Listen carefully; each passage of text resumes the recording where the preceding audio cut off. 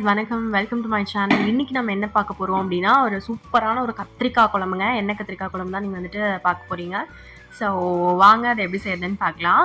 First வந்துட்டு ஒரு ஒரு 10 கத்திரிக்காய் அளவுக்கு நான் எடுத்து இந்த மாதிரி கட் பண்ணியிருக்கேங்க. சின்ன கத்திரிக்காவாக இருந்துச்சுன்னா உங்களுக்கு உள்ளெல்லாம் மசாலாம் இறங்கும். ஸோ பெருசாக இருக்கனால இந்த மாதிரி 4 நாளாக கட் பண்ணிக்கிறேங்க. மேலே இருக்கிற அந்த காம்பு மாதிரி இருக்கும் பார்த்தீங்களா, அதை வந்துட்டு எடுத்துருங்க. அப்புறம் வந்துட்டு ஒரு பெரிய வெங்காயம் கட் பண்ணி வச்சுக்கோங்க. ஒரே ஒரு பீஸ் இஞ்சி, அதுக்கப்புறம் ஒரு 4 பூண்டு, கொஞ்சம் புளி ஊற வச்சுக்கோங்க. அப்புறம் பார்த்தீங்கன்னா சின்ன வெங்காயம் கொஞ்சம் கட் பண்ணி வச்சுக்கோங்க. இப்போ வந்துட்டு என்ன பண்ணுறீங்கன்னா, ஃபஸ்ட்டு எண்ணெய் ஊற்றிட்டு கத்திரிக்காய் வந்துட்டு நம்ம ஃப்ரை பண்ணி எடுத்துடலாங்க. ஃப்ரை பண்ணி எடுத்துட்டோம் அப்படின்னா அது வந்துட்டு நல்லாயிருக்கும் அந்த குழம்புக்கு போடும்போது. ஸோ ஃப்ரை பண்ணி எடுத்துக்கலாம்.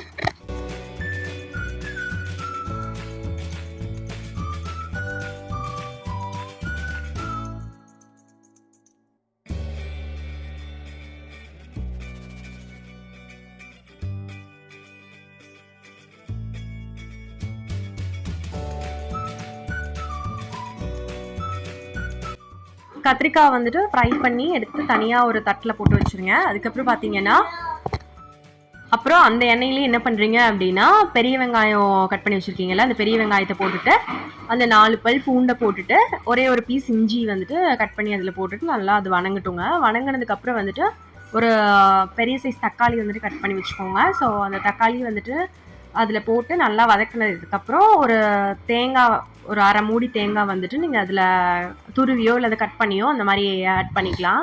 ஸோ இதெல்லாம் வந்துட்டு நல்லா வணங்கணுங்க. ஸோ இந்த மாதிரி ரெசிபீஸ் வேணும் அப்படின்னா நம்ம சேனலை வந்துட்டு சப்ஸ்கிரைப் பண்ணி வச்சுக்கோங்க. ஸோ உங்கள் ஃப்ரெண்ட்ஸ் அண்ட் ஃபேமிலிக்கு இது ஷேர் பண்ணுங்கள். சூப்பராக இருக்குங்க. இது வந்துட்டு ஒயிட் ரைஸ் கூட நீங்கள் வந்துட்டு சாப்பிட்டீங்க அப்படின்னு. ஸோ நல்ல காம்போ இது.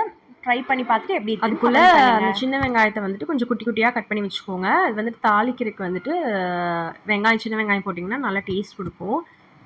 ஸோ இதுக்கப்புறம் பார்த்தீங்கன்னா அந்த வணங்கிட்டு இருந்துச்சுல, அதில் வந்துட்டு கொஞ்சம் ஒரு 1/4 டீஸ்பூன் வந்துட்டு மஞ்சத்தூள் ஆட் பண்ணிக்கோங்க. 1 ஸ்பூன் அளவுக்கு மிளகாத்தூள் ஆட் பண்ணிக்கோங்க. உங்களுக்கு காரத்துக்கு தேவையான அளவு, நீங்கள் நல்லா காரம் சாப்பிடுவீங்கன்னா இன்னும் கொஞ்சம் ஆட் பண்ணிக்கோங்க. இல்லை கம்மியாக தான் ஓகே மீடியம் அப்படின்னா அந்த 1 ஸ்பூனே போதும். அதுக்கப்புறம் பார்த்தீங்கன்னா 1 டீஸ்பூன் அளவுக்கு மல்லித்தூள் வந்துட்டு ஆட் பண்ணிக்கோங்க. இப்போ அதெல்லாம் வணங்கினதுக்கப்புறம் ஆற வச்சதுக்கப்புறம் நம்ம எடுத்து அரைச்சிக்கலாம். ஸோ அரைக்கிறப்ப என்ன பண்ணுறீங்க அப்படின்னா, கொஞ்சம் சீரகம், கொஞ்சம் வந்துட்டு சோம்பு கொஞ்சம் ஆட் பண்ணிக்கோங்க. ஆட் பண்ணி நல்லா அதை வந்துட்டு நல்ல ஃபைன் பேஸ்ட்டாக வந்துட்டு அரைச்சிக்கலாம். அரைச்சதுக்கப்புறம் ஒரு கடாய் வச்சுட்டு அதில் வந்துட்டு எண்ணெய் ஊற்றிட்டு கடுகு வந்துட்டு போட்டு அது நல்லா பொரியணுங்க. பொரிஞ்சது அதில் வந்துட்டு கொஞ்சம் வெந்தயம் வந்துட்டு ஒரு 1/4 டீஸ்பூன் ஆட் பண்ணிக்கோங்க. ஒரு 10 சின்ன வெங்காயம் வந்துட்டு கட் பண்ணி வச்சுருந்தோம் பார்த்தீங்களா, அந்த சின்ன வெங்காயத்தையும் ஆட் பண்ணிவிட்டு ஒரே ஒரு வரமிளகா வந்துட்டு ஆட் பண்ணிக்கோங்க. ஸோ அது நல்லா வணங்கினதுக்கப்புறம் நம்ம வந்துட்டு அந்த அரைச்சி ஊற்றிருப்போம் பார்த்தீங்களா, அரைச்சி வச்சுருந்த பேஸ்ட் வந்துட்டு எடுத்து ஊற்றிக்கலாம். நல்லா ஃபைன் பேஸ்ட்டாக அரைச்சிக்கோங்க. அதை வந்துட்டு ஊற்றுனதுக்கப்புறம் தண்ணி வந்துட்டு உங்களுக்கு எவ்வளோ தேவையோ அந்த அளவுக்கு வந்துட்டு கெட்டியாக வேணும்னா தண்ணி கம்மியாக ஊற்றிக்கோங்க. இல்லை கொஞ்சம் குழம்பு நிறையா வேணும் அப்படின்ற பட்சத்தில் ஒரு பெரிய கிளாஸ் அந்த அளவுக்கு தண்ணி ஊற்றுனீங்கன்னா கரெக்டாக இருக்கும். ஸோ அதை ஊற்றிட்டு உப்பு வந்துட்டு பார்த்துக்கோங்க. உப்பு தேவையான அளவு போட்டுக்கோங்க. புளி பார்த்தீங்கன்னா ஒரு சின்ன எலுமிச்சம்பழம் சைஸ் அளவு புளி வந்துட்டு கரைச்சி வச்சுருந்தேன். ஸோ அந்த புளியும் ஆட் பண்ணிக்கலாம். அது நல்லா பச்சை வாசம் போனதுக்கப்புறம் குழம்பு நல்லா கொதிக்கணுங்க. கொதிச்சதுக்கப்புறம் நல்லா பச்சை வாசம் போனதுக்கப்புறம் நீங்கள் அந்த கத்திரிக்காவை ஆட் பண்ணி ஒரு 5 மினிட்ஸ் ஒரு 10 மினிட்ஸ் வந்துட்டு நல்லா கொதிக்க விட்டிங்க அப்படின்னா நல்லா சுண்டிடும் குழம்பு. ஸோ சுண்டுச்சு அப்படின்னா சூப்பராக இருக்குங்க.